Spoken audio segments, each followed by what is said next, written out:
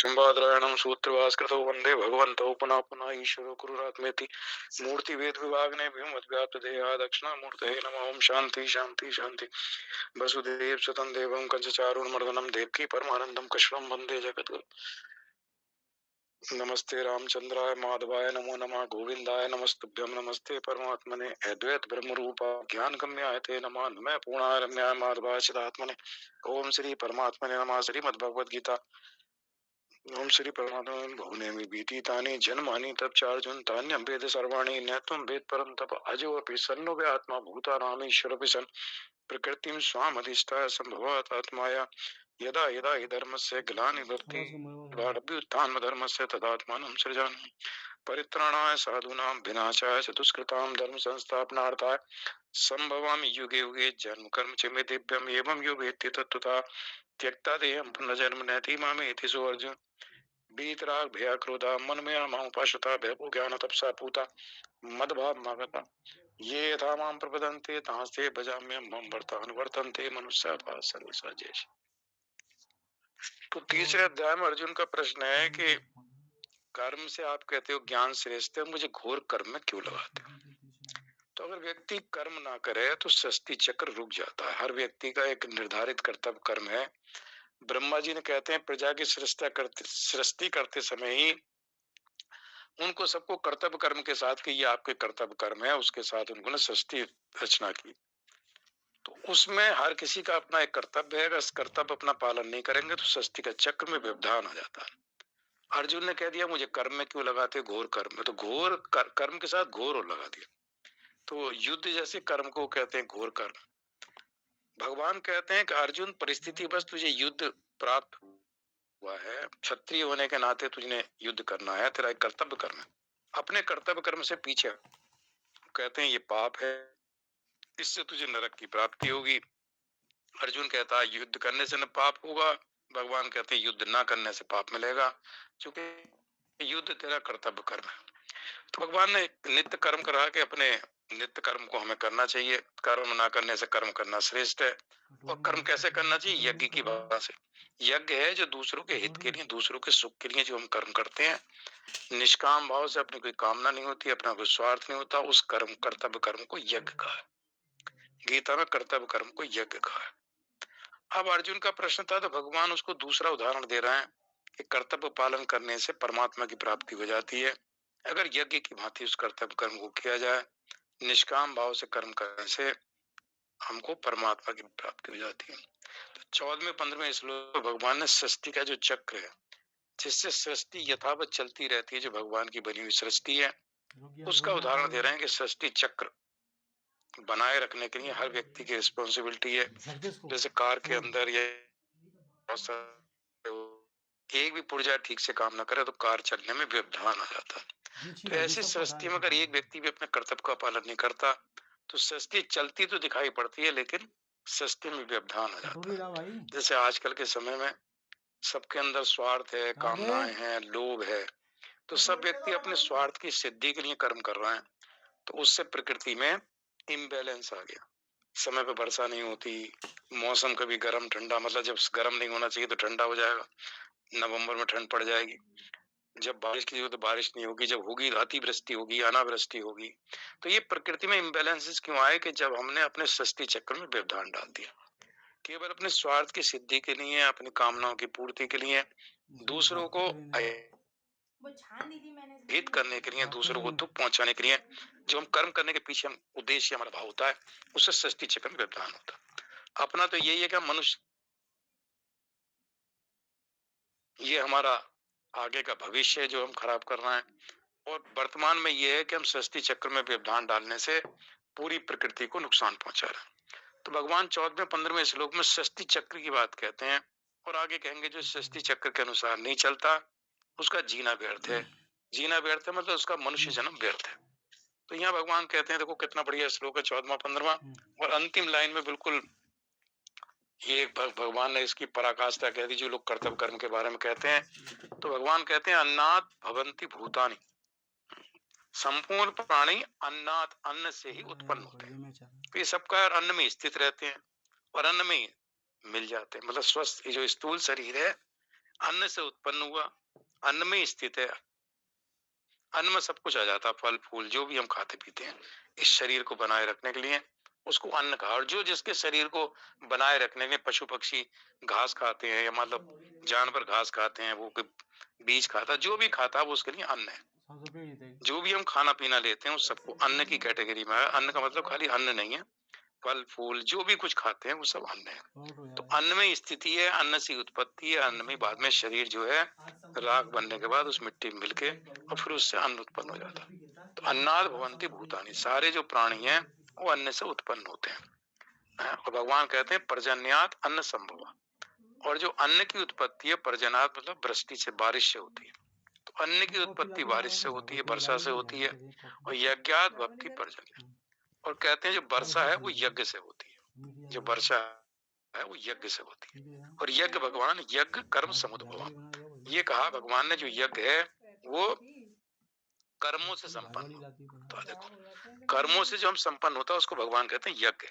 तो यज्ञ कर्मों से संपन्न होता है, जो भी हम कर्म करते हैं वो यज्ञ, एक आहुति दे रहे हैं भगवान की सृष्टि बनाए रखने में। तो जो भी हम निष्काम भाव से कर्म करते हैं, दूसरों के हित के लिए, दूसरों के सुख के लिए, दूसरे का मतलब देखो जो भी हम कर्म करते हैं उससे सबका हित होगा, ये कहना थोड़ा सा मुश्किल है और ये समझना भी मुश्किल है। लेकिन जो हम करते हैं उससे किसी का अहित नहीं होगा, ये समझना इजी है। कि मैं जो कुछ करता हूँ, मैं जो कुछ बोलता हूँ, अगर मेरे बोलने से दूसरे को कष्ट होता है, मेरे ऐसे शब्द है जो दूसरे को उद्विग्न करते हैं, तो दूसरा कष्ट महसूस करता है, परेशानी महसूस करता है, तो उन शब्दों को अगर मैं बोलता हूँ तो वो यज्ञ नहीं। यज्ञ है कि मेरे जो भगवान ने वाणी का तप कहा है वो यज्ञ है। तो भगवान कहते हैं यज्ञात भवति पर्जन्यो, यज्ञ कर्म समुद्भव, कर्मों से उत्पन्न होता है यज्ञ। और कर्म ब्रह्म उद्भवम विद्धि, कर्मों को तो जो भगवान कहते हैं ब्रह्मोद्भव मतलब वेदों से उत्पन्न जान, जो वेद हैं वो सब कर्तव्य कर्म को बताते हैं। क्योंकि वेदों के जो 1,00,000 मंत्र हैं उसमें 80,000 मंत्र कर्म के हैं, 16,000 मंत्र जो है वो उपासना के हैं, और 4,000 मंत्र जो है वो ज्ञान के हैं, जिसको वेदांत या उपनिषद कहते हैं। उपनिषद में केवल 4,000 मंत्र है। और क्या कह रहा था मैं, हाँ शायद 84 लाख योनियों में 4 लाख योनि शायद मनुष्य की हैं। तो 4 लाख योनि मनुष्य की हैं और उसमें 4,000 मंत्र ज्ञान के। तो 4,000 वहां भी एकदम ऐसा मिलता है कि 4,000 मंत्र ज्ञान कांड के, वेदांत के, और 4 लाख योनिया। तो इसको भगवान कहते हैं कर्म जो है वो वेदों से उत्पन्न होता है। मतलब वेदों में कर्म के बारे में पूरा बताया, भीत कर्म क्या है, निषिद्ध कर्म क्या है, यज्ञ की भी बताया, जो हवन है उसके बारे में सब मंत्र दिए हुए हैं। तो जो कर्म है वो वेदों से उत्पन्न होते हैं। और वेद जो है विद्धि ब्रह्म अक्षर समुद्भव, जो ब्रह्म अक्षर समुद्भव भगवान कहते हैं कि वेदों को तो अक्षर, अक्षर शब्द इस्तेमाल किया, अक्षर ब्रह्म से उत्पन्न जान, ब्रह्म अक्षर समुद्भवम, ब्रह्म वेदों को अक्षर ब्रह्म से प्रकट हुआ जान।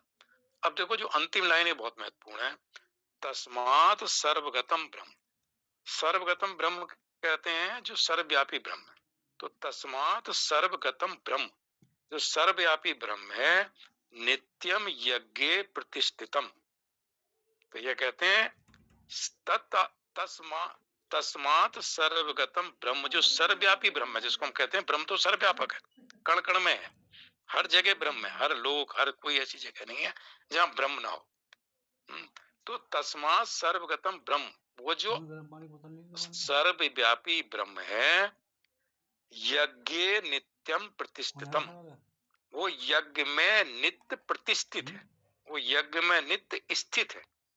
तो परमात्मा सर्वव्यापी परमात्मा कहाँ है, यज्ञ नित्यम प्रतिष्ठितम, वो यज्ञ में नित्य प्रतिष्ठित है। नित्य शब्द है, नित्यम मतलब ऐसा नहीं है कहीं, नित्य मतलब लगातार, चारों 24/7, मतलब कहीं ऐसा नहीं किसी काल में नहीं है। नित्य का होता है, एक अनित्य है और एक नित्य है। तो नित्य जो हर काल में, तो नित्यम प्रतिष्ठितम, नित्य स्थित है।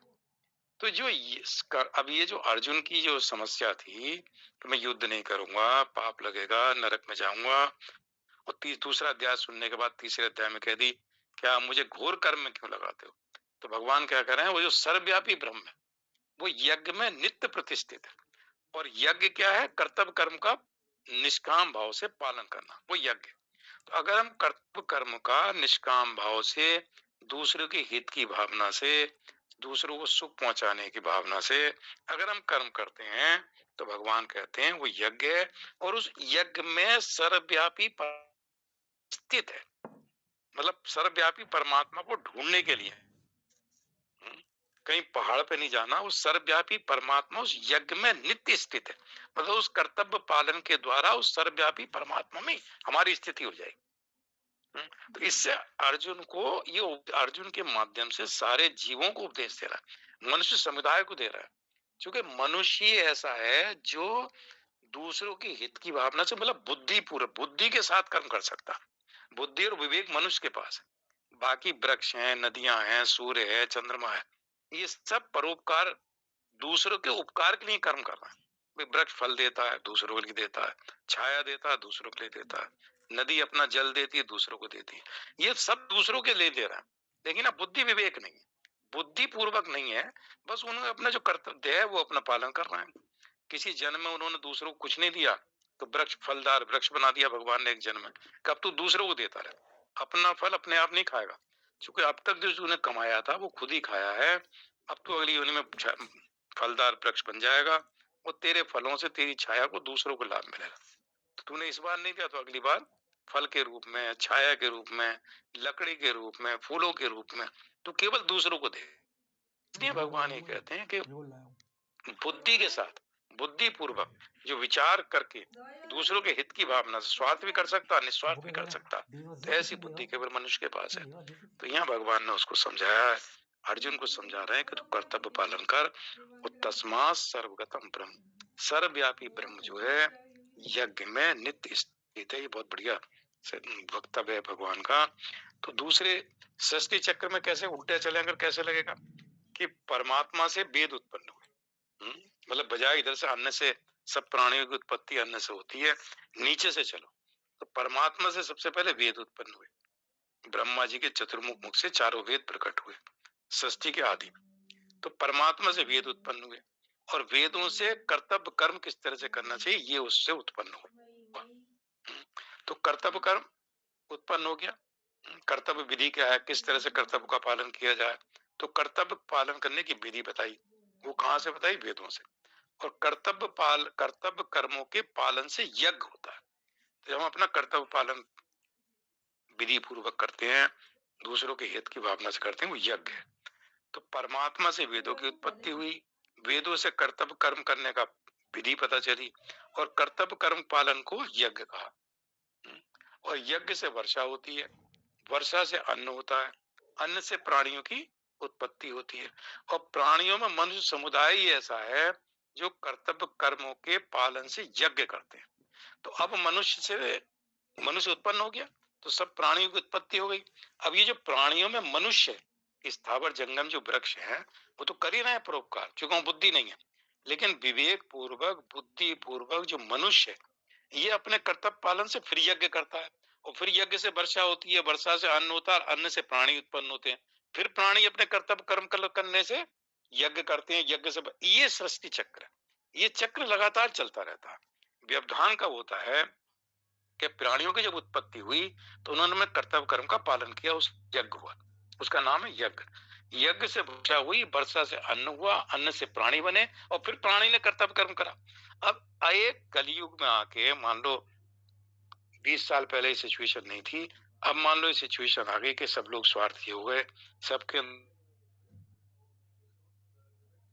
40 साल पहले कि बरसात का पीरियड और मौसम का पीरियड और ये सबको देखो, तो जो 50-60 साल के हैं, अगर वो 40 साल पहले का समय देखें और आज के समय देखें, तो जिस तरह की महामारी, जिस तरह की बीमारी, जिस तरह का सृष्टि चक्र में व्यवधान आया, तो क्यों आया कि जो कर्तव्य पालन है वो यज्ञ की दृष्टि से ना होके, और भगवान ने पीछे के श्लोक में कहा है, यज्ञ से अन्यत्र कर्म करने से व्यक्ति बंधता है, कर्म बंधन। तो यज्ञार्थ कर्म, तो यज्ञ की भांति कर्म कर, यज्ञ की भावना से कर्म कर, अदरवाइज तू कर्म बंधन पड़ जाएगा। और कर्म बंधन में पड़ने के बाद में तुझे फिर अनेक योनियों में घूमना पड़ेगा। उन अनेक योनियों में घूमने के बाद फिर तुझे फिर कर्तव्य कर्म करेगा तो ये चक्र नहीं छूटेगा तेरा। इसलिए तो कोई यज्ञ की भावना से अगर कर्म करता है तो कर्म बंधन में नहीं पड़ेगा, तेरे कर्म तुझे बांधेंगे नहीं, मुक्त रहेगा, कर्म भी करेगा मुक्त भी रहेगा। तो इस श्लोक में भगवान कहते हैं कि यज्ञ की भावना से अगर हम कर्म करते हैं तो सृष्टि चक्र में भी व्यवधान नहीं आता, और सृष्टि में परमात्मा का विराट स्वरूप समझते हैं सृष्टि को, परमात्मा की अर्पण बुद्धि से करते हैं, तो ये वो यज्ञ की भावना है। यज्ञ की भावना अपना स्वार्थ नहीं है, निस्वार्थ भाव से सृष्टि के पालन के लिए, सृष्टि बनाए चलती रहनी चाहिए, भगवान की बनी हुई सृष्टि में हम कुछ योगदान दे रहे हैं, अपने उस कर्तव्य करा, तो वो हमारे अंदर एक ऐसा भाव रहता है कि इसमें मेरा कुछ नहीं है। और जब हम दूसरों के लिए प्रकृति सृष्टि चक्र के अनुसार यज्ञ की भावना से कर्म करते हैं, तो जैसे पिछले श्लोक में आया है कि जो देवताओं के लिए करते हैं तो देवता उनके लिए करते हैं, और एक दूसरे से परस्परम भावयंता, एक दूसरे के लिए हम जब कर्म करते हैं तो भगवान कहते हैं कि उससे दोनों की उन्नति होती है, जिसके लिए हम कर रहे हैं उसकी भी होती है और हमारी भी होती है। तो और दूसरे श्लोक में पिछले बार भगवान ने कहा कि जो यज्ञ से बचे हुए अन्न का सेवन करता है, जो कर्तव्य कर्म करने के बाद में जो हमें जो भी प्रसाद के रूप में भगवान से मिलता है उसको भगवान कहते हैं वो ठीक है। और जो अपने लिए अन्न पकाता, मतलब अपने स्वार्थ के लिए दुनियादारी में लगा हुआ, मेरा स्वार्थ सिद्ध हो जाए, मेरी कामना पूर्ति हो जाए, मेरा जो लोभ है वो पूरा हो जाए, उसी में लगा रहता है, तो ऐसे भगवान भगवान कहते हैं 13वें श्लोक में स्वार्थी मनुष्य के लिए, कि ऐसा जो स्वार्थी मनुष्य है उसको कहा पहले पापी, और ये कहते हैं ये तो केवल 2 बार पाप शब्द का इस्तेमाल कर दिया। ऐसे पापी मनुष्य, ऐसे पापी लोग अघम भुज्य थे, पाप का ही भक्षण करते थे, मतलब व्यक्ति कह दिया, और जो भक्षण कर रहा, मतलब जो ग्रहण कर रहा, जो संग्रह कर रहा अपने शरीर के अंदर, जो चित्त के अंदर संग्रह हो रहा, वो पाप का संग्रह हो रहा, और पाप का संग्रह होने का मतलब है या तो नरक या मनुष्य होने से नीचे। तो अगर इन श्लोकों के ऊपर चिंतन करे कोई पूरे मनुष्य समुदाय, मतलब ऐसा नहीं एक किसी जाति का या किसी हिंदू का या किसी वर्ण के, ये जो श्लोक हैं जो चल रहे हैं तीसरे, ये पूरे मनुष्य समुदाय संप्रदाय के लिए हैं, किसी भी जाति धर्म विशेष का व्यक्ति हो, मुसलमान हो ईसाई हो, सब कर्म करते हैं। तो सब कर्म करते हैं, तो कर्म कैसे किए जाएं, तो 14वां-15वां श्लोक बताता है कि अगर हम अपने कर्तव्य का पालन करते रहेंगे तो सृष्टि चक्र में व्यवधान नहीं पड़ेगा। और ये भगवान ने बताया कर्म कैसे हैं, यज्ञ यज्ञ है, और शुरू कैसे, इसलिए चूंकि परमात्मा से वेद उत्पन्न हुए, वेदों में कर्तव्य कर्म बताया, कर्तव्य कर्म का मतलब यज्ञ है, यज्ञ से वर्षा हुई, वर्षा मतलब है कि पूरी की पूरी जो सृष्टि है जो हमें देती है, जैसे हमने दिया तो वर्षा के रूप में वो हमें वापिस मिल गया, समझ लो, जैसे पानी सूर्य ने भाप के रूप में पानी ग्रहण किया तो अपने पास थोड़ी रखा, जो उसने समुद्र में से भाप के रूप में पानी को ग्रहण किया, उसी पानी को इकट्ठा करके बरसात के रूप में मनुष्य समुदाय को वापस कर दिया। तो जो हम देते हैं यज्ञ की भावना से वो ये था, जब हम दे ही नहीं रहे तो वापस कैसे मिलेगा, तो जो देते हैं वो मिलता है। तो जो इसको भगवान कहते हैं कि इसलिए, और फिर क्या कहते हैं, जो यज्ञ की भावना से कर्म करते हैं तो उसमें सर्वव्यापी परमात्मा, सर्वव्यापी जो ब्रह्म है, उस कर्म में उसकी स्थिति है, तो हमारा संबंध उस परमात्मा के साथ हो जाता है, और परमात्मा की प्राप्ति करने के लिए तो कहते हैं अर्जुन अपने कर्तव्य से हटना चाहते थे, इसलिए भगवान अनेक युक्तियों से कर्तव्य कर्म करने का पालन पर जोर दे रहे हैं अर्जुन को।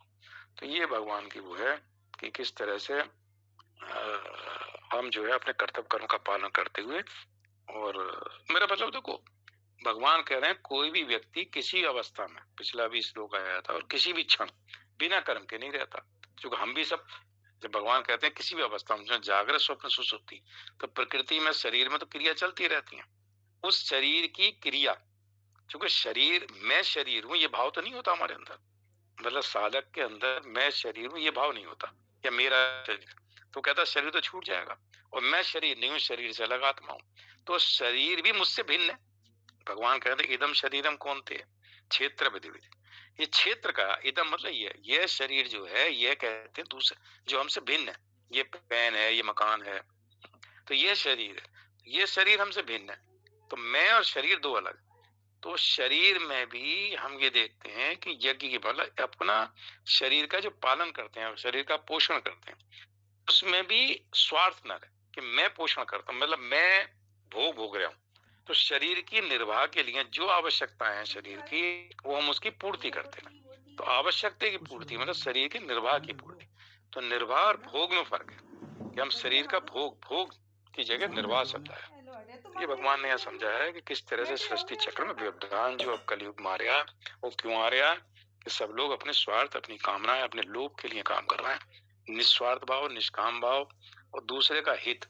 सब्जी में मिलावट, फलों में मिलावट, सब में केमिकल डालना, इंजेक्शन लगा देना फलों में, जल्दी पक जाएंगे, मुझे जल्दी 2 पैसे मिलेंगे। लौकी 1 किलो की हो जाएगी जो 250 ग्राम की थी, इसमें बेल में इंजेक्शन लगा। तो सबके अंदर जो स्वार्थ हो गया, सबके अंदर, इससे पूरे सिस्टम में बीमारियां, कैंसर, ये वो सब फैलने शुरू हुए।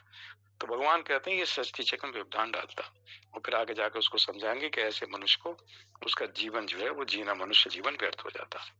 तो इसलिए जो भी हम कर्म करें, थोड़ा बहुत जो भी करते हैं उसमें थोड़ा सा ही ध्यान रखें कि हमारा जो है यज्ञ की भावना जिस तरह से कर्म होता है। जय श्री कृष्ण। ओम पूर्णमदः पूर्णमिदं पूर्णात् पूर्णमुदच्यते पूर्णस्य पूर्णमादाय पूर्णमेवावशिष्यते। ओम शांति शांति शांति। श्री कृष्ण पूर्णस्तु। हरि ओम। जय श्री कृष्ण।